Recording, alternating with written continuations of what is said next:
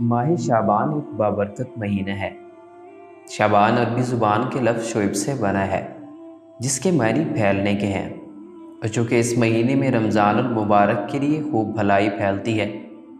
اس وجہ سے اس پاک مہینے کا نام شعبان رکھا گیا۔ حضرت علی بن ابی طالب سے روایت ہے کہ رسول اللہ صلی اللہ علیہ وسلم کا ارشاد ہے،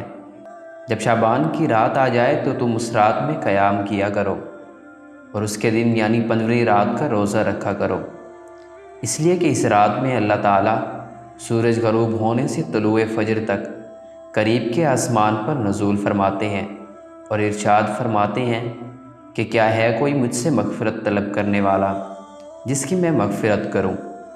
کیا ہے کوئی مجھ سے رزق کا طالب کہ میں اس کو رزق عطا کروں؟ کیا ہے کوئی کسی مصیبت یا بیماری میں مبتلا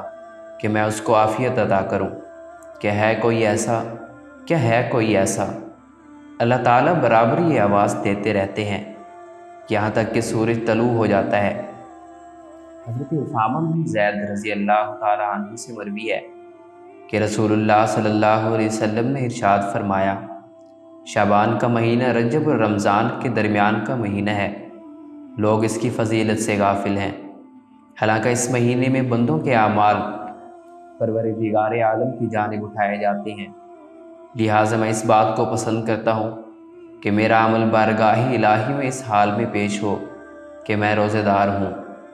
حضرت عائشہ صدیقہ رضی اللہ تعالی عنہا سے روایت ہے کہ میں نے رسول اللہ صلی اللہ علیہ وسلم سے دریافت کیا کہ یا رسول اللہ صلی اللہ علیہ وسلم،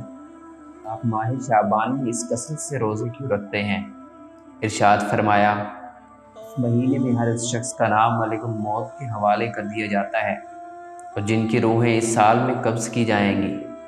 لہٰذا میں اس بات کو پسند کرتا ہوں کہ میرا نام اس حال میں اللہ تعالیٰ کے حوالے کیا جائے کہ میں روزے دار ہوں۔ ان بدعات و خرافات میں سب سے بدترین اور شیطانی رسم آتش بازی ہے، جو آتش پرستوں کو اور کفار و مشرکین کی نقل ہے۔ اس شیطانی رسم میں ہر سال مسلمانوں کی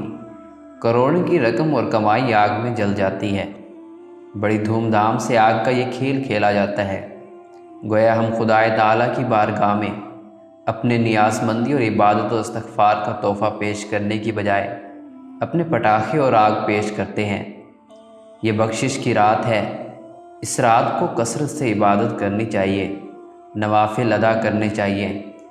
قرآن پاک کی تلاوت کرنی چاہیے اور سچے دل سے اللہ پاک سے اپنے گناہوں کی بخشش اور حلال رزق اور عمر میں برکت کی دعا کرنی چاہیے۔ اللہ پاک ہم سب کو اس رات عبادت کرنے کی توفیق عطا فرمائے اور ہمارے تمام صغیرہ و کبیرہ گناہ معاف فرمائے اور اس کے حلال عطا فرمائے، آمین۔